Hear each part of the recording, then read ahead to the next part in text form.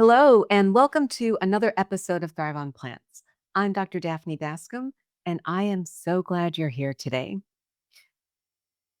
I have a very special guest that I am excited to introduce you to, Dr. Michael Lenz. Dr. Lenz is a physician who has dedicated his career to caring for people with fibromyalgia and other quote unquote invisible illnesses. He's unique in that he's trained in both internal medicine and pediatrics, and he practices lifestyle medicine, meaning that he blends the best of traditional medicine with healthy lifestyle changes like nutrition and exercise to help his patients heal faster. In fact, Dr. Lenz often works with whole food plant based diets and tailored exercise as part of his standard treatment protocols. He is also the author of the book Conquering Your Fibromyalgia and host of the Conquering Your Fibromyalgia podcast, where he aims to educate, validate, and empower those struggling with often misunderstood conditions. Now, why is this particular conversation so important for our Thrive on Plants community, especially for those of us in midlife? Well, fibromyalgia disproportionately affects women. Some estimates say as many as 80 to 90% of fibromyalgia patients are women, and its symptoms can intensify around menopause. Many of you have either dealt with unexplained pain, fatigue, and brain fog yourselves, or you may know someone who has. And Dr. Lenz truly understands these struggles. His own journey led him here. After facing a personal health wake up call in his 30s and discovering the power of nutrition by age 40, he became a passionate advocate of lifestyle medicine. More importantly, he's driven by a patient first mission to really listen to patients, believe them, and help find solutions together. In our chat, you'll hear Dr. Lenz's deep why come through. He's on a mission to help provide hope and healing to people who've often been told that their suffering isn't real. He believes in validating his patients' experiences and guiding them toward better health with compassion and evidence based care. This episode is all about hope and empowerment for anyone dealing with fibromyalgia or chronic pain. I know Dr. Lenz's expertise and heart for patients will leave you feeling informed and inspired. Dr. Michael Lenz, thank you so much for joining me on the Thrive on Plants podcast. I have heard so much about you, and I'm glad we were able to make time to connect. I'm so glad that we're able to connect too, and thanks so much for having me. You're welcome. I feel, as we were talking offline, I feel like I know you because I've been doing a deep dive, listening to your podcast, reading your website, and just having an opportunity to educate myself. Because I will be honest with you, a lot of the information you are sharing, I did not learn when I was training. I'd love if you could introduce yourself to our community. What drew you to medicine? How did you get fascinated with medical mysteries? And what was your journey to where you are today? Yeah, so what drew me to medicine? Always been interested in science, very curious, like probably most doctors, and wanting to help people and try to go beyond just surface level, diving in deep. And so, kind of one of those early ones, probably in middle school, already was on that path to wanting to do that, and was able to get into an early acceptance program called Target MD at University of Wisconsin Milwaukee, and went to the Medical College of Wisconsin, where I got a chance to uh, have 4 great years there. And then I went on to pick a residency, like everybody does, and I was thinking of primary care, and then I heard of this thing called Med-Peds, which is a combined program where you get to be double boarded in pediatrics and internal medicine. It gives you always the option to potentially specializes and gets 6 years of training condensed into 4 because there's enough overlap. And that actual training has really helped me with what we'll be talking about today, those invisible illnesses. But I got a chance to get trained in taking care of infants through adults and everywhere in between. So I'm boarded in pediatrics as well as internal medicine. I don't do surgery. I used to do a few procedures like joint injections, but I don't do that anymore. It's for time wise. And I just have always been wanting to learn in depth. I guess graduating AOA in my med school, I've always loved learning. That whole early problem based learning was instilled in me, some in Yeah. med school. So that kind of actually curiosity.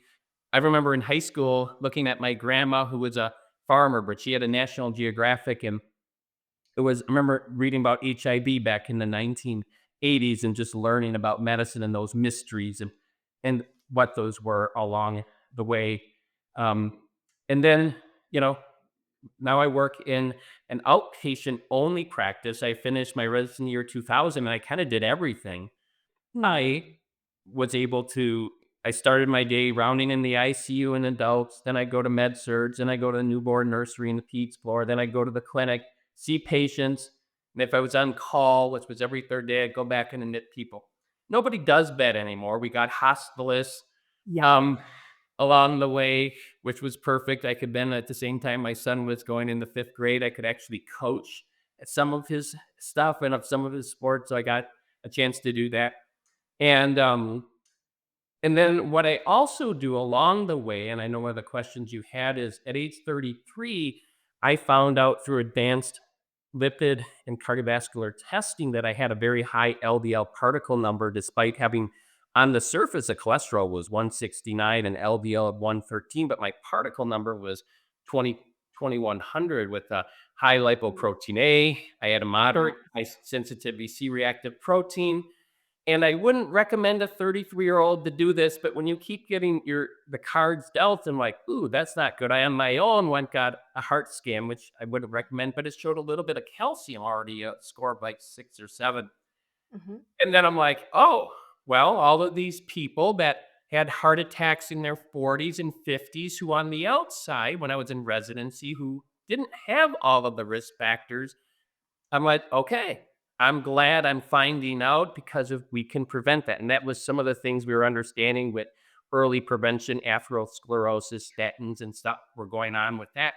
So that drove me to want to get expertise and become a board certified clinical lipidologist to learn in depth those things so I could pass that on. So I become certified in clinical lipidology, Mhm.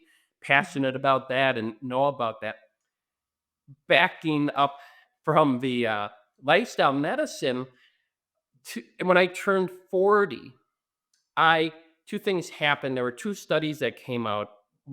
Two studies on niacin in prescription form, in addition to statin, had no added benefit for cardiovascular prevention. And my wife, who's a dietitian, was doing her continuing education, and she said, "Hey, I just read this book called The China Study. You should check this out." So, in the back of my mind, in the 1990s in med school, pre-internet, I think I read an attending mentioned this Dean Ornish and reversal cart disease, but he said, it's who's going to really do it? It's really hard. You practically need a dietitian to do that. So I married a dietitian. No, that wasn't why I married a dietitian, but it's funny that I did. Right? And I read China study, and I was in convergence that wow, we just have residual risk, which means you're on a statin, you have pretty good but healthy lifestyle, which was Mediterranean eating. I'm lean, I'm fit, but you know what? Stuff happens. People still sometimes have heart attacks. It's just one of those kind of, even though you're wearing your seatbelt, some people die in car accidents. It's just part of what happens. But then I read about, oh, wait, reversal. Then like all of this was happening. I'm like, I'm doing this. Mhm. And I pretty much that late early summer started adopting a plant-based diet, and um, have been doing that since. And then got reading in depth, self learning all about lifestyle medicine and the role of food and plants, and passion and all the people that you met at conferences and have written great books. Um, did the deep dive in reading about that information with that, and so applied that, and then I got certified during COVID with lifestyle medicine. Now, along the way, there has been a group of patients that were mystery patients that I was taking care of in the 90s. I heard about fibro, and one of the things about internal medicine and peds, a lot of our training is in patients. We don't get admitted for a migraine typically, or IBS or fibromyalgia. But it turns out in primary care, as more and more less hospital work, and I'm doing all outpatient, people who come to the doctor for outpatient visits often have chronic health issues. Along the way, as part of my general practice as a pediatrician, I had normal training. Not a lot of doctors have had this, as working and diagnosing and treating ADHD Mhm. and understanding autism in more of a stereotypical older view, understanding that more updated understanding of some people who would have less support, higher IQ. And turned out these people I were taking care of were having a lot of these overlapping conditions. And then again, getting back to that problem based learning, recognizing, oh, these are a lot of co occurring overlapping issues. And when you treat one, you help another. And then I looked into what was being written out there. I'm like, there's not a lot being written on this topic. It's sort of a big empty wasteland of nobody. It's kind of, and it turns out, as I talk about on my podcast, surveys of doctors and medical students out of Norway, which probably represents a lot of the Western and even world medicine, when they ranked the most prestigious types of illnesses, fibromyalgia has for 30 years always been ranked at the bottom of the list. It's those invisible illnesses. And kind of going back to my faith and heart back and caring about people, I always had a heart for people who were kind of on the outside, wanting to not fit in caring for people who are struggling, and trying to, if you're coaching a kid and they're not doing a play right, the head coach might be yelling at him, like, get your head out of your button. And I'm thinking, this kid's parents are divorced, they're struggling, maybe needs a hug, not a, um, not a scolding on doing something wrong, and recognizing, what is the backstory. And that's the neat part of primary care, is you get to know patients and the backstory and caring, and then when you're able to implement and help them. So that's where I used to have, as I was got learning about fibromyalgia and these related illnesses, I used to have a 2-page handout that I gave. It was like a dot phrase and epic that I could pull up and all these paragraphs. And then I increased it to a 20-page handout. And I'm like, well, that's really not enough. Wow.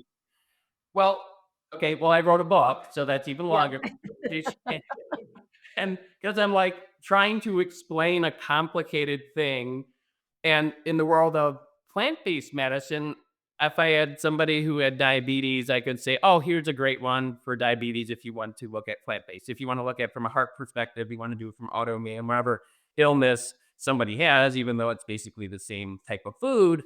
But there wasn't a great resource, in my opinion, that was really comprehensive and up to date when it came to fibromyalgia and overlapping pain Mhm. syndromes, which, if you're not familiar, the updated term are these nosoplastic pain syndromes. These are syndromes that don't have any tissue damage, or could do, the pain and trouble is out of proportion, but it's body pain that's more chronic, but it's also associated with um, problem sleeping, brain fog, cognitive struggles, and it's really disruptive in life. Familiar things that people think of are, you are having atypical chest pain, you go to the doctor multiple times, they do stress tests at the ER, and you're like, you're fine. And you just have a little anxiety, but it's, you have chest pain. It's real, but you're not having a heart attack. So talk to your doctor. Or a migraine, you don't have a brain tumor, but it's bad. Or irritable bowel syndrome, or painful periods and chronic pelvic pain, and all of that. And as a part of these overlapping, and I call the 5 alarm fire, is when you don't have just one area that's hurting, your whole body is hurting. Mhm. And that's where we got into it. So then I thought, we should write a book. Oh, I've never written a book before. And then when COVID hit, and I said, God says, if you can't get this done, when are you going to do it? Because there's nothing to do. You're watching these shows that you never would watch. And so I'm like, all right, I got to get it done. I finished that. And then I was done. My wife's like, all right, you're done, right? And then Uh, podcast for a business he was working with. And I'm like, I'm going to do a podcast. I think I'm going to try this. And then here we are, mhm. 4+ years later, trying to help. And I thought, well, how much content is there? But And that's where I started this podcast and now trying to do more stuff on YouTube and doing education to help this group that they're listening that often is neglected, um, that is shuffled, and it's just they deserve better.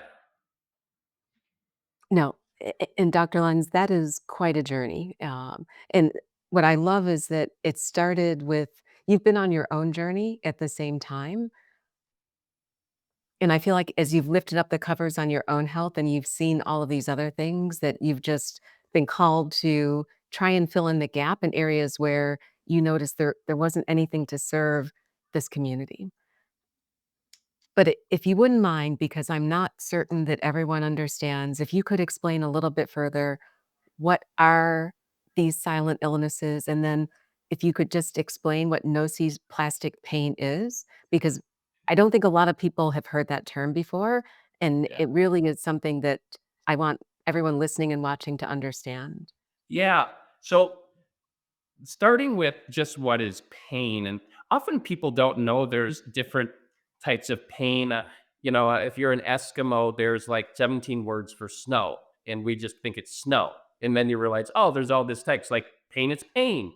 Pain just means something's injured, right? That's just what it means. If I have pain, there's something injured. But that's what we call noci, which is a word for pain, and septors. Like there's a tissue being damaged, like if it's your skin's being burned or you fractured an ankle and it's swollen. There's tissue damage, so we think of that as well. Isn't that just every pain is that? That's nociceptive. Neuropathic has to do with a peripheral nerve that's leaving the spinal cord or out of the spinal cord connected to the spinal cord that's injured. The most common ones we think of and most common are a diabetic neuropathy, where there's glucose attaching, shingles or herpes zoster, peripheral nerves being injured. And you can have some rare autoimmune diseases like Wegener's granulomatosis, where you have it, and then maybe a herniated disc pushing on a nerve going down. Those are what we call neuropathic. And Mhm, then you have nociplastic. That's a newer term, more up to date term, would have been called back in the 90s up until then central sensitization syndrome. But it has to do with how the brain and the central nervous system process information and assess, is this sensory sensation, because pain is a both of is a emotional response and it's brain interpretation of information, that is this harming me or is this not harmful? And we're trying to assess that. And it's that perception. And sometimes that's not always in link. In one way, we can understand that, boy, the brain's super complicated. And one of the things that made this real, that people could not say this is just a figment of somebody's imagination, was in 2002 when first Sentinel paper was published, where they had patients with fibromyalgia mhm, and people without controls, and they put pressure on the thumbnail with a gauge that could apply pressure with increasing pressure. And they compared the two groups and looked at activation in parts of the brain in this functional MRI. And what they found was that people with fibromyalgia had reported pain at half the amount of pressure. And there were different parts of the brain were being activated in in response to that. Well, if you push hard enough on somebody's thumbnail, you could injure, break their thumb if you have. But it's that, think of it as a pain amplifier, that volume is turned up. So the pressure is interpreted as even more potentially injurious than mhm, it actually is. Now, it's not just pain, but there's a profound amount of fatigue and mhm, brain thought and cognitive, which is concentration, focus, a lot of overwhelm that goes along with, a lot of insomnia that can go along with. And these are a lot of overlapping co occurring conditions that are intermixed. And so, like I mentioned earlier, when somebody comes to the doctor, making the diagnosis of fibromyalgia is pretty easy. A careful history, right? We always have to do a clinical history and do an exam. But if you have pain for more than 3 months, multiple areas, and associated with this, and there's something called the widespread pain index, symptom severity mhm. score, updated in 2016. You can go through the checklist, and you can not only diagnose it, but also assess how bad it is, right? If you hurt 19 out of 19 areas and have severe um, fatigue and brain fog, that's going to be worse than somebody with milder. And then I also use something called the Fibromyalgia Impact Questionnaire Revised Score, which assesses how severe it is. It's a tool to help. And then under that, smaller things, and often what many people initially have, and many, this is a 2 to 1 ratio of women to men, although historically it was 9 to 1. They use old criteria where you did trigger points, where you push Mhm. and people would go coke people, and some still mistakenly are doing that. If you do that, women will have a higher percentage. Men are less physically tender. But the ratio is probably 2 to 1 of men women to men. But in my practice, I think men are less likely to come to the doctor for this. Like, they're less likely to complain. They may be more stoic, and not to belittle women, but I think it's just men, unfortunately, that doesn't help. They're maybe silently struggling. So, um, so And, Dr. Lenz, listening to you, well, I agree. I think part of it is that many men don't come and seek care until they need to, um, or unless they're encouraged by someone in their life who loves them, that they need to find out a root cause for what they may be experiencing. So I hope that men who are listening to you also acknowledge that, because I think there may be, I don't want to say a misperception, that fibromyalgia is mainly associated with women, whereas it can be men or women or any of these invisible illnesses. Is I love the word that you use to describe that. But listening to you describe the presentation, it could also be, something that I hear a lot of women complaining about are similar symptoms going through perimenopause and menopause. How do you tease out what may be primary nosoplastic related symptoms, or which of their which of the symptomatology, and I know there's gonna be an overlap, may be hormonally related, and I know that change in hormones is going to impact our perception and our how we manage pain, our serotonergic system, our dopaminergic system, but it's when a woman walks into your office and has these complaints, how do you not end up sending them to 5 different specialists and can actually look at them holistically and help them understand what's going on, whether it's fibromyalgia plus or minus perimenopause or menopause, so that we don't feel like we're going crazy? yes. Well, I've just did some episodes starting this spring talking about that and highlighting some. I did some YouTube videos recently on the FDA expert panel. They talking about mental hormone therapy. Interestingly, about 20% of women have their fibromyalgia start at menopause. When you look back at historic time, sometimes it's funny when one of the neat things I talk about on my podcast is narrative medicine, and if anybody's in Wisconsin area and wanted to see me, I have to say, write down your story going back to childhood. Because what often people don't realize is they think it comes out of the blue. I was fine. I never had issues. And then I suddenly did. And I got COVID. And we realized long COVID really is like the fibromyalgia. So, but often you look back, and for women, it might be, oh, well, I had stomach aches when I was a kid. And then I got puberty, and then I got bad period pain, and I started getting migraines. And then they might have been coasting along. Maybe they were athletic in sports, had occasional migraines, but they could manage. And then they get married, and then it's still okay.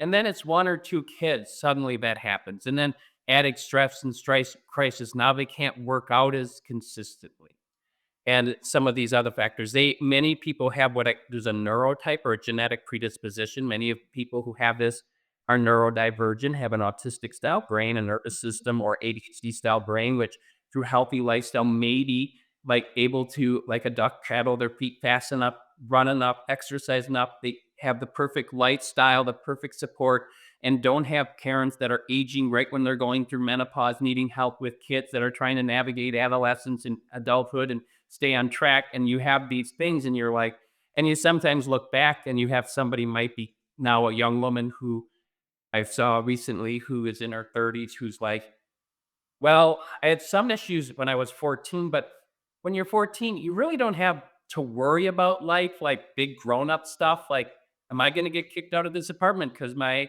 landlord's going to sell my duplex, so I have to find a new place and get my 2 dogs suddenly, and I'm stressed out. Like, that's stressful, right? Suddenly you're like, "Oh, mom and dad aren't just gonna take care of it. I do my own 14-year-old life." So, what ends up happening is often you're having that part of it. And as we are learning more about overlapping ADHD, is that for many women, it becomes much more apparent at menopause. Estrogen affects dopamine, for example. And so Mhm. for many, it becomes more intense. They're like, am I getting early Alzheimer's? Because now I'm really struggling. And the higher IQ and all these things in place, and suddenly it gets more challenging. And so we're learning more about ADHD, and up to 80% of people who have fibro and the more severe your fibro have ADHD, and the people who are more likely to have um, more intense menopausal struggles, especially Mhm. cognitive struggles, have higher rates. And these are all part of these things to take into account, right? When you are looking at that. So then you go, well, what is the intervention? And I'm very supportive that for women who would benefit, who don't have major contraindications to being on hormone replacement, that is a good tool to strongly consider, because a study out of Brazil, for example, shared that there's a 35% improvement in the Fibromyalgia Impact Questionnaire in that. And if you're not sleeping well because you have dysregulated estrogen, it's hard to have the energy then to go for a workout and have, Right. if you're having cognitive impairment, like this is real things that people are struggling. Like, now how am I supposed to organize a meal plan and eat healthy and not stress eat? And so, yeah, so I guess it's like a good history and teasing out and hearing and hearing the story. And lightly, with many of the stories, there might have been undiagnosed IDS, undiagnosed migraines that were just, oh, I get these severe headaches where I just have to go in a dark room for 8 hours. That's called a migraine. And a lot of people don't even know that they've been living with these things because they just have had it since they're a kid, getting intermittent stomach cramps, which would probably meet the diagnosis of things like IBS. Um, but rarity, and the people who where it does hit out of the blue, they have had what we would call in lifestyle medicine a great, healthy biopsychosocial, spiritual, environmental thing. They've been doing all these great stuff, and then it's menopause throws its part of that. Ren. So part of this too, and I guess talking about the biopsychosocial, spiritual, environmental model of this helping people like this, it is so against the simple biomedical like root cause. And like, oh, you have a strep throat, here's amoxicillin, you have COVID, take Paxlovid, that's the easy reflexive part of this. This is kind of a muddy art of medicine where you're trying to, all of these factors. And that's part of why I did the book and podcast, is there's so many things to take in to help understand how do you explain it. There was a study that showed about 25 to 30% reduction in fibromyalgia symptoms by just what they call pain neuroscience education, talking about and understanding how your brain works, and not everything that hurts is painful. So sometimes people might get, well, I was worried to do something, so I was worried that was going to make it worse. So they stop exercising, right? They stop doing the healthy Yeah. lifestyle, for Yeah. example. So I just have to ask you, because it sounds like you are an amazing clinician. How are you seeing your patients in 15 minutes, 30 minutes, an hour? Because that narrative, hearing people's story takes time. Um, and it's so important to hear the story because as I was trained, and I'm sure that you were trained the same way, 90% of the time, the patient will tell us their diagnosis if we can actually listen and assimilate what's been going on, and not necessarily in the past 3 months, but maybe in the past 30 years. Do you Are you in a practice where you're doing the churn and the Q 15 minutes, or are you able to take time and sit down? So it's interesting, we get I'm in a academic community associated, type of practice where, but connected with an academic center. And so it's, you get RVUs for how many Mhm, complexity in that. So mhm. as you're seeing complex patients, it may be a level 5 if you're spending more time and follow up, and some are follow up of complex issues, maybe less time, but you're still doing follow up. So I'm over the 90th percentile for seeing that. But like, when you eat 2 cups of oatmeal and a cup and a half of blueberries for breakfast and a big smoothie, that can get me to 3 in the afternoon sometimes if I can't quite get the lunch in. But sometimes, I'm having a quick little sweet potato with black beans and salsa for a quick little lunch in the microwave, so I'm going over. I do spend time, like, and I somebody sees me and they're like, "Shoot, he's a half hour behind," but they'll go, "Yeah, I know you spent time with me and you probably were taking extra time with somebody." And that's but sometimes and then sometimes I will it'll be last cation of the day and you get that extra time. So it's like having it, but I always am working with that. Okay, I want you to hear some things that I need to get more information of, and some of that is writing down this backstory.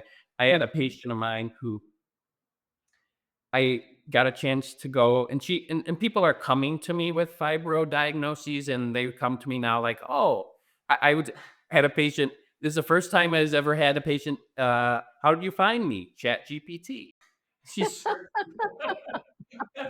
and I'm like, okay, and she's like, "You were the only doctor that it listed." Oh, It's wow. kind of a sad thing because she thought she had ADHD, she knew she had fibro, she put those in, and I was the only one showed up, and there's very few people who wanna put on there, "What diseases do you see?" Fibro, it's like everybody's standing in a line, and then everybody takes a step back forward, and you're the only one standing there. And so it's like, patients feel that. So, so I had a patient of mine talking about narrative medicine. I said, "Come back and write your story," and it's therapeutic. One, Yes. a doctor wants to know that. But then she said, well, my migraine started in my 30s when I had a couple little kids, and well, that's when my husband started having a drinking problem. Mhm, Well, his liver started failing in his 40s, and that's when I got diagnosed with fibro. When mhm. I guess I went through menopause around that 50 mark, which I was so mixed because his liver was failing and trying to get a transplant, and then he got the transplant. And then he cheated on me after that. And then he eventually died. Dr. Lenz, I've been through a lot in my life, which until she wrote it down, and then you start to go, yep. And you know, but you're just in the mix of it, right? You don't even like what is normal. And Yeah. one of the things that I love, and so part of this is you start to see patterns. You start Mhm. to recognize. I work with, and I'm going to be hiring a PA that work help me extend my practice and help see more people. Is once you start to see this, you're like, oh, and I do see people like this. I should probably talk about it and see where they're at and what are they doing, because often what they have, if you're looking at a purely historically, what is approved for the treatment of fibro? Oh, you have Cymbalta, you have Lyrica, milnacipran. That's it. And try to not get stressed and sleep and exercise.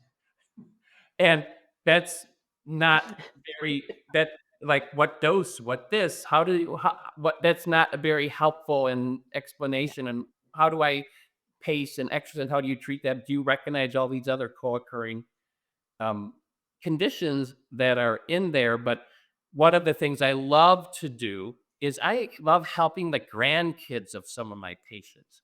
Because I'm I a see.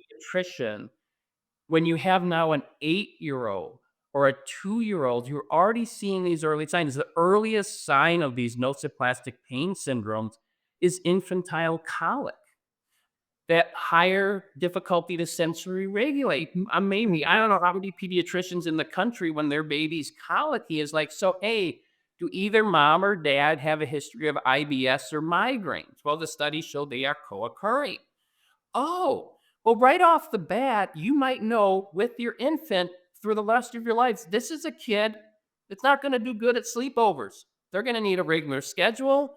They're going to have to eat healthier. They're going to need more exercise. They're going to have these ducks in a row. And maybe some other co-occurring things. So it keys you in on that.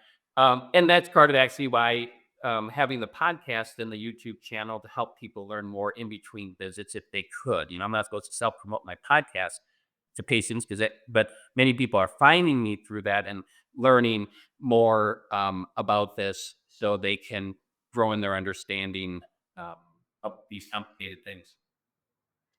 And probably the fact that you are Med-Peds helps with the narrative medicine because you see people across all life stages, um, and you're able to make that connection because I remember being an ENT when you had kids that were very colicky, usually they would end up with being scoped, they'd end up being, being put on a medication.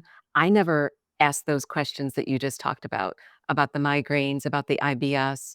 It was usually just, well, we have a baby that is either having reflux or colic, and let's treat them, not looking more broadly at what other indicators or what other factors do we see that we need to put together that may be related to the parents. Yeah, and hopefully this will be part of maybe medical school curriculum. I get medical students and residents who shadow me, work with me, first year medical students getting experience, seeing the stuff, and they get the message of this.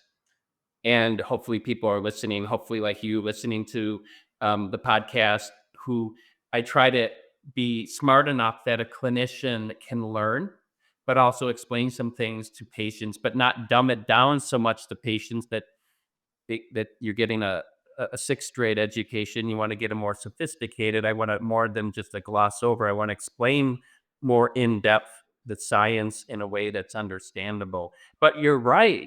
I'm getting a chance to speak in 2 months at the International ADHD conference because it's overlapping. And one of the slides I say is, if you have a child who has chronic abdominal pain, you Mhm. should strongly screen for autism because those are so co-occurring. And well, is the GI doctor trained in developmental medicine to be thinking of that? No, because they're so now once you get out of primary care, you're so tunnel focused. Like, what's the most common? I have a slide like in the talk, all the specialties and what's the nociplastic pain syndrome. So, what is the Oh, nociplastic pain interesting. syndrome for an ENT doctor? Do you know what it is? What would fall? What they would be? That you guys as ENT, if you're ENT, right? What would Yes. be the nociplastic pain syndrome that you guys would diagnose? That I'd love to see that slide because that is actually very interesting. So it's TMJ.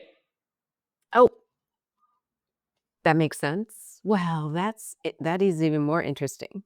Um, Then the other one, which is much more rare, and I don't know how often you've seen it. I've only had one patient in my career. It's Bernie Monk mouth syndrome. I've read about it, I've not seen it. Yeah, but again, very rare, relatively speaking. But it's a hypersensory Yeah. overload that's not any tissue damage and not a lot of written on it. And then if you go to a urologist, it's chronic pelvic pain. Mhm. GYN, it's going to be painful periods or dysmenorrhea, vaginal pain with intercourse. A GI doctor are all the disorders of the gut-brain interaction, the functional dyspepsia, the irritable bowel syndrome, that whole continuum of those. And the cardiologist is POTS, atypical chest pain. The genetics doctor is diagnosing Ehlers-Danlos and hypermobility. The pulmonary doctor is diagnosing long COVID, or the ID doctor is diagnosing post-Lyme or long COVID.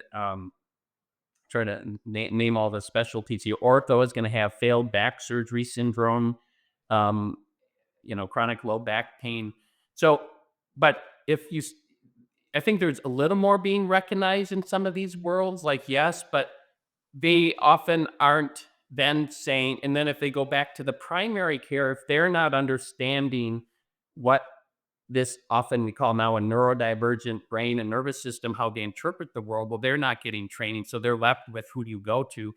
Right. And in fact, there's very few adult psychiatrists or psychologists just in adults who have any training in understanding neurodivergent adults, autistic and ADHD adults who are masking, which means on the outside, you wouldn't know that they're struggling socially, but their amount of effort to get through a social interaction is so exhausting. They internally get exhausted when they get home.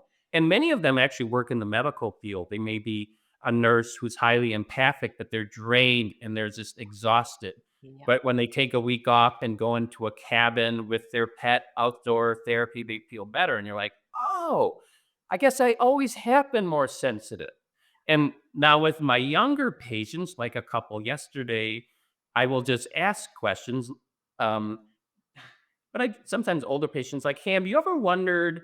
Like one of the questions I'll ask, and it's not perfect, like, how uncomfortable is it for you to make eye contact with people you don't know well?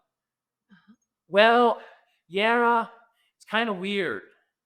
If I've been making bad eye contact, like, no, you're doing great. But when I ask that to my non autistic patients, they're like, what do you mean? Well, if I have to explain that there's something about eye contact, then you don't even think about it. But if you think about it, that's one trait that maybe you have that. Um, and then have you ever wondered if you might be autistic or have ADHD? Yeah, actually I have. And and they were afraid to even maybe bring that up to their therapist or psychiatrist, like, oh, you're just watching too much TikTok. Oh, you can't. And it's like, and then you start the conversation. And then when you get to have the the patient's perspective, like, oh, he knows about people I don't have to mask. Right. And I said, you know what? You don't have to ever look at me in the eyes. I don't care. Because when you look at me in the eyes, it's hard to listen, isn't it? Yeah, it is. I can, if I look at the wall, I can listen to you better. But now I'm staring and thinking about your eyes and your chin and your nose because it's overly stressful. So having that recognition is like, oh, wow. So getting back to the enthusiasm, which is that's a cool part, I think, in the world of primary care. A lot of people like, who wants to do primary care anymore? Everybody wants to do specialty care. But this is that gap where I think if somebody can get those understanding in the world of outpatient care, and understand this, there's a rheumatologist that I connected to from the Twin Cities area. I'm in the Milwaukee area, and he found me online, and he's referring patients who can cross the border and do virtual visits with me. He's like, "Wow, I get this." He's a rheumatologist. He works with, and the second most common diagnosis by a rheumatologist is fibro. One of my Mhm. patients yesterday said, "Yeah, I was told by the rheumatologist, oh, you're fine. You just have fibro." You And then just have fibro. you just have fibro. It's like, you know, or you might be like, "Oh, you have just have TMJ." I just saw 3 people with throat cancer, tongue cancer. You gotta leave TMJ. Nobody dies from TMJ, right? You should just be happy. I just had to have bad news that we're with somebody, but so Well, I wanna actually pick your brain a little bit about plant-based nutrition and its role in managing fibromyalgia. You mentioned the sweet potatoes and black beans, and you're making me hungry, but you you chose lifestyle medicine. You personally chose a route that is primarily plant-based. How do you integrate that into your practice? And what are the data for men, women who are managing fibromyalgia or nosoplas many other conditions that may be associated with nosoplastic pain in terms of helping mitigate or even reverse some of what they're experiencing? yeah. So there was this study. First one I one ones back in was a observational study. Wasn't a blinded study, but it was about 30 people. It was called the Hallelujah Diet, so it's probably easy to remember. And they put them on a what they call the raw vegan diet. They threw in some barley uh, and carrot juice sort of in there. I don't know why, but otherwise it was they called it a raw diet. I think we probably call it more of a whole food plant based diet. And there was a 44% improvement in what we call the fibromyalgia impact questionnaire score, which Mhm. pretty impressive. And another story showing that also we know that it has benefits with IBS, right? A lot of people have much improvement through that, and that's part of uh, how plant-based diet works. And it does help, and I with osteoarthritis, rheumatoid, and autoimmune. And many people who are neurodivergent actually have much higher rates of autoimmune, that hyper responsive nervous system. Sometimes that immune response is part of that. We call it the neuroimmune response. Now you got an Mm. interesting book like, wait, tell me about that. Mhm.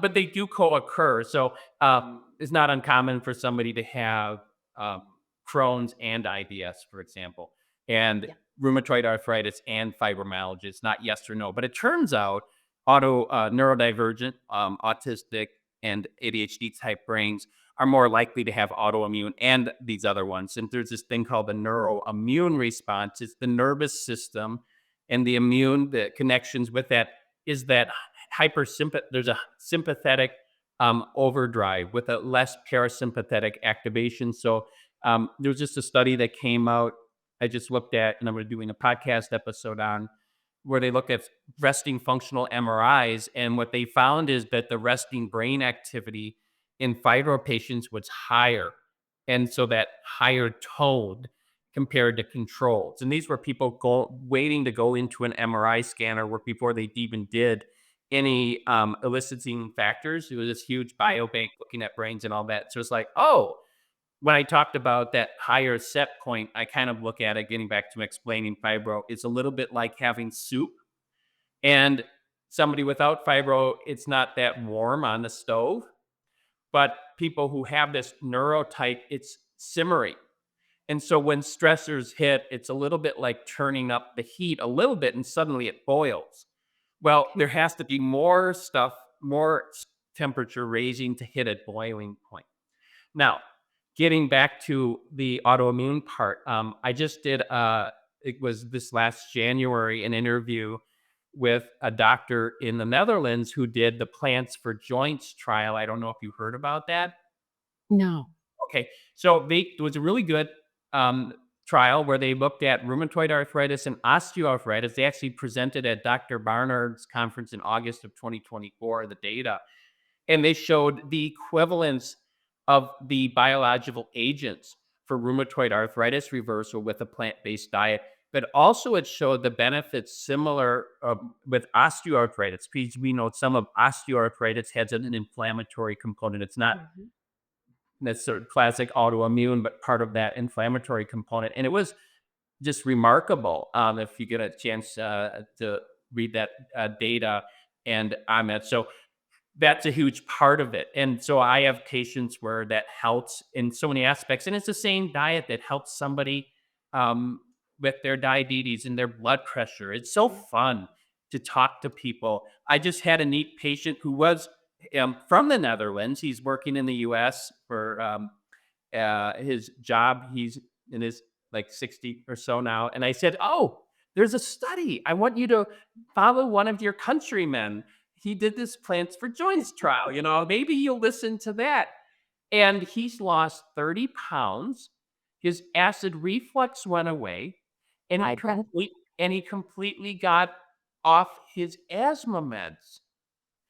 Now, he said for 3 months, his rheumatoid went in remission.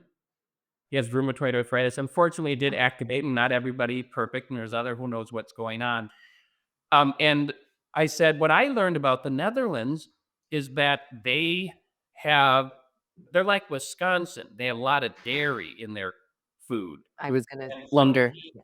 he had a fair amount. And so it was just neat to see him. And he had actually worked with my wife, who's a dietitian and coaches people. And um, so there are benefits on that. And then it's so fun when, how do you coach people?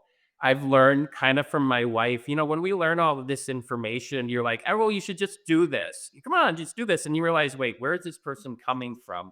And so Right. she's like, you got to kind of cozy up to them and say, my patients who do this, they get off blood pressure meds and they don't need to be on them if they're 33 and their blood pressure is 152 over 93 and they're only 33. You probably have pretty young arteries that you might not, in a couple weeks, you might lower it and Mhm. reverse your pre-diabetes. And when they come back and you talk to the wife on the phone the first time, hey, do you want to do this? Because if the wife does it with you and they're worried about the husband's got high blood pressure, and they come back with smiles 15 pounds lighter 2 months later with a blood pressure of 120 over 80, and they're not on any meds when everybody in my family's on high blood pressure meds, Dr. Lenz. Huge. And then you think, wow, and I feel better. Yeah. But not everybody does, right? And so you just say, hey, and then you recognize what are the barriers. Like, hey, it's hard. And one of my patients who is basically all plant based, and she's like, yeah, I have a little bit not because I didn't want to offend my kids and not eat what they served. And sometimes it's hard to find in the Mhm. semi-rural town in Wisconsin a restaurant. And I said, yeah, it's hard unless you're in a big urban area to make money with a smaller percentage of people who want to do that, but you sometimes have to be creative and find stuff on the menu. So, and then when it comes to exercise, when you're looking at lifestyle, when it comes to this, is starting low and gradually going up, not this, hey, biggest loser, you're going to go crazy and work out really hard. This is a No. little gentler.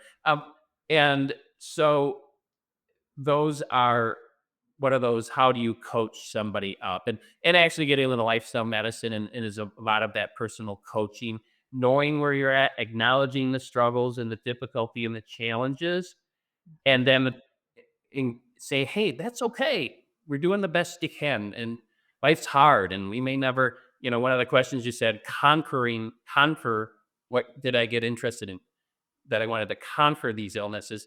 Actually, I like the word conquering because it's an ongoing battle that often people are dealing with, right? The challenges of, like, I'm genetically prone to heart disease and diabetes. I have, it isn't like the biomedical, oh, you took this, now you're cured, It's done. right? Yeah. It's like I always will have these things, and you live in a culture and environment where it's easy potentially to make bad food choices and not exercise and the challenges. So all of these are, yes, I'm more prone. And so I'm not prone to any of these fibromyalgia syndromes. I did not inherit that, but I'm very prone to cardiovascular disease and diabetes. But Mhm. at age 33, like, hey, my dad and his dad had bypass surgery. I am not on that path. I don't think I'll ever have bypass surgery, and I hope that I will not get diabetes or can push that off as long as I can by making these good choices, right? And all of those things like, oh, well, that's a neat thing if you don't have to do that. And if you do it yourself, it's like, oh, I think there's a higher success rate in your patients, like if Yes. you do it yourself, like Yeah. as well. You're leading by example, and your wife sounds like a very wise woman in terms Yep. of meeting people where they are, which is key. Um, and we've all learned that any of us who are part of ACLM or who want to practice lifestyle medicine, it's not a matter of build it and they will come, but how do we help them find a path from where they are to what they could achieve if they look at all of the pillars, whether within the vegan gym, we focus on mindset, nutrition, movement, sleep, stress management, community, understanding your data, and then also toxin awareness. So everything that you're doing in terms of your holistic care model, to me, it makes my heart happy because I can just imagine that your patients are getting they're not only being heard, but you're providing them with a path forward. And the fact that I love that you clarified that nuance, conquering, not conquer and done, because most of what we go through in life, it's always evolving. It's never, you don't check the box and say, my heart disease I'm done. This is going to be something that you have to navigate until you're 120. Yeah, 100% agree. Let me be respectful, and I don't know if you have patience this afternoon, but I was wondering if we could wrap up with a lightning round of questions where you can give a one-word answer, you can give a 10-word answer, you can give a 10-minute answer, but just some things I would love to close out our conversation, for our community to listen to. Sounds good. First one, what is one common myth about chronic pain that you want to be sure that we can debunk? It's real and there's hope. Oh, thank you. Uh, and I hope there's so many people in our community that are dealing with chronic pain, and the fact that there is hope is so important. What is if you could recommend one book to every plant-based person, that you think that they should read, whether they're a provider, whether they're a community member, So one book, there's the book that I like, How Not to Die and How Not to Die at the Parallel. Those give the basic for some foundation for these chronic illnesses. If you want to, like, you have to buy into making these, and you are before you make that investment of a lifestyle change. Here are some great data, and then getting some of the nuances in the dieting and some of the hurdles. I think those are kind of the volume one and volume two. we would agree. We just had Dr. Greger with us at our annual retreat, and, we were all treated to learning more about how not to die and how not to age, so that was a lot of fun. Lastly, is there anything that we have not had time to talk about today? And I know there's a lot, but is there I always like to end the podcast with one thing that people listening or watching can do today that you think would be of benefit to their health and their well-being long term? Yeah. It's getting back to those pillars of lifestyle medicine that you talk about, having connections with people, really developing your relationships and looking at your relationships and trying to grow that, that spiritual, the social part, connecting. Um, One of the things from the fibromyalgia chronic pain standpoint that listeners can do is if you can look at subscribing to the YouTube channel and sharing that, checking with the podcast, because I was just at a class reunion, my eighth grade class reunion, kind of a funny story, but there were several people there who talked about their fibromyalgia, their parent having struggled with that. And so I had no idea that you wrote a book and had this. I was diagnosed. My mom has this. And so likely there's somebody that you probably know who probably has this, who's silently struggling, putting on a face, and you're like, there's this doctor who's not selling supplements. He has a book, he has a podcast because he just has a big heart and he's caring for people, and that you might be able to help somebody going through this.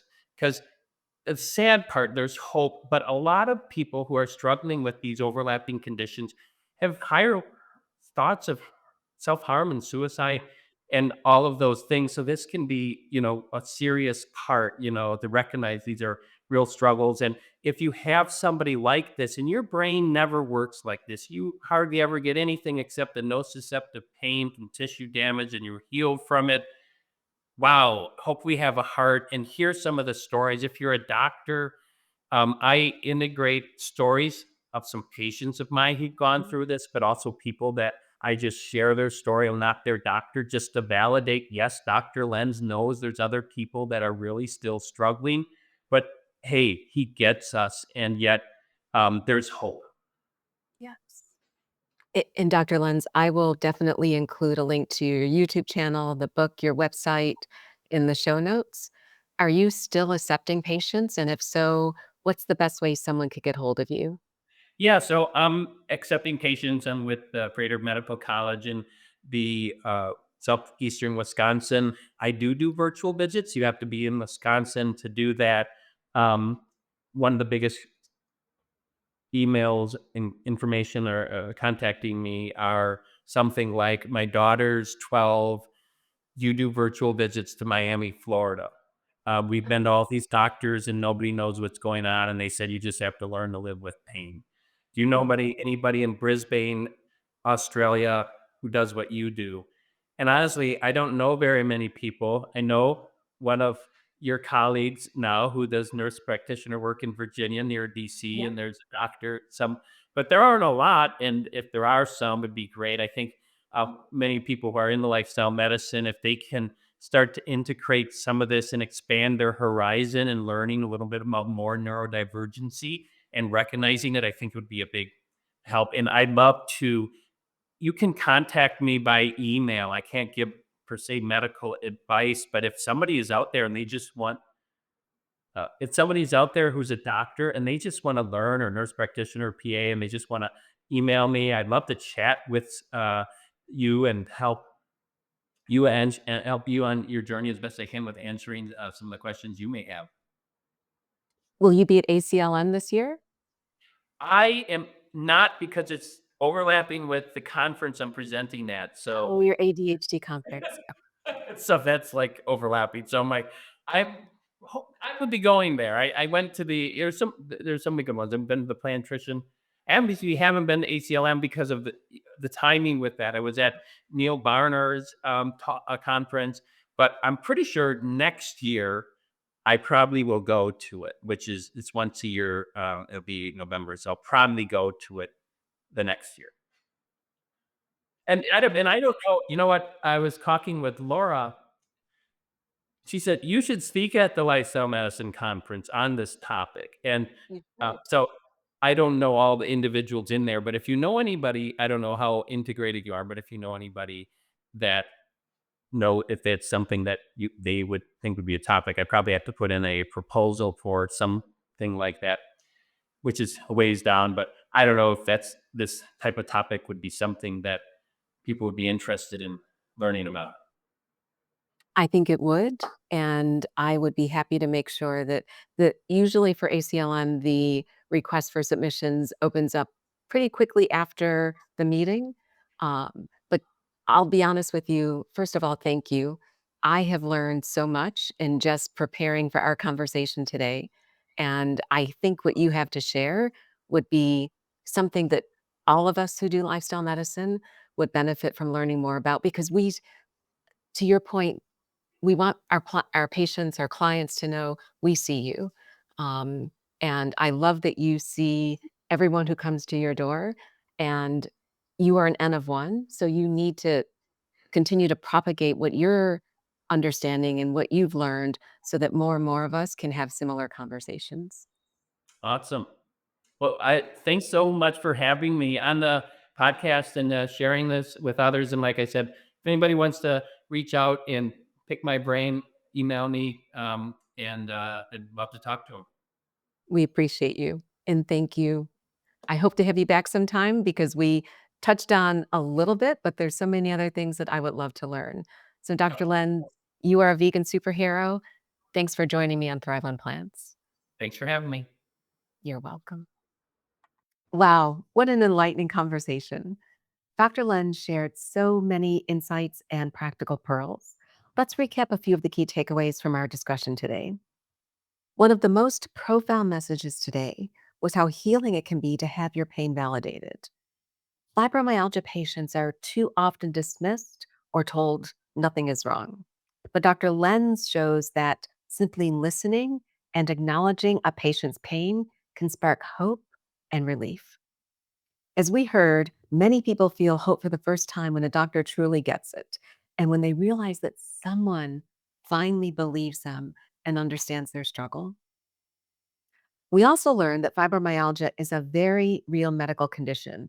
It's a form of nociplastic pain, meaning that the nervous system is amplifying pain signals even when there's no obvious tissue damage. Historically, it's been misunderstood and even dismissed as all in your head, which has caused quite a bit of frustration and despair for patients. Dr. Lenz made it clear that this is not a nothing disease. When doctors don't understand fibromyalgia, patients get ping ponged between specialists or told just to live with it. And that is truly heartbreaking. The good news is that our understanding is improving, and recognizing fibromyalgia as a distinct syndrome is the first step toward effective care. Now, a hugely empowering takeaway is that lifestyle changes can make a real difference. Don't get me wrong, medications have their place, but Dr. Lenz emphasized a holistic approach combining appropriate medical treatments with healthy habits. We heard how things like a whole food plant based diet, regular gentle exercise, better sleep, and stress management can significantly improve fibromyalgia symptoms. In fact, effective fibromyalgia care integrates lifestyle medicine with conventional care, addressing not just physical symptoms, but also mental and emotional well being. The bottom line, there is hope for feeling better. With education, support, and gradual changes, many people can reclaim an excellent quality of life. Dr. Lenz's message really underscores that you are not powerless, that there are actionable steps you can take to start healing. I hope you found this discussion as educational and uplifting as I did. If you want to dive deeper, I encourage you to check out Dr. Lenz's book, Conquering Fibromyalgia, as well as his podcast of the same name. On his Conquering Fibromyalgia podcast, Dr. Lenz provides real hope, understanding, and solutions for pain, fatigue, and brain fog. We'll put links to his book and the podcast in the show notes for you. Finally, a gentle call to action for anyone who's still listening. Remember that you have the power to reclaim your health. Maybe your next step is adding one more plant based meal to your week, reaching out to a supportive healthcare provider, or even just giving yourself permission to rest without guilt. Thrive on Plants is all about small, sustainable steps that help you thrive. As Dr. Len showed us, even in the face of chronic pain, there are many paths to healing and thriving. You are not alone on this journey, and every positive change, no matter how small, can lead to better health over time. Thank you so much for joining us today. If you enjoyed this episode, please share it with someone who might need a dose of hope and validation. Until next time, keep thriving, and remember, every day is an opportunity to take charge of your well-being. Stay well, and I'll see you on the next episode of Thrive on Plants. Take care. The information shared on the Thrive on Plants podcast is intended solely for educational and informational purposes. It is not medical advice, and it should never be used as a substitute for personalized guidance from a qualified healthcare professional. Always consult with your physician or healthcare provider before making any changes to your nutrition, exercise routine, supplement use, or your overall wellness plan. The opinions and advice shared by our guests are their own and do not necessarily reflect the views of the Vegan Gym or its team. While we aim to bring you high-quality, thoughtful conversations, these perspectives are not intended to replace professional medical care. Thanks for tuning in, and remember, you have the power to thrive on plants and live with purpose.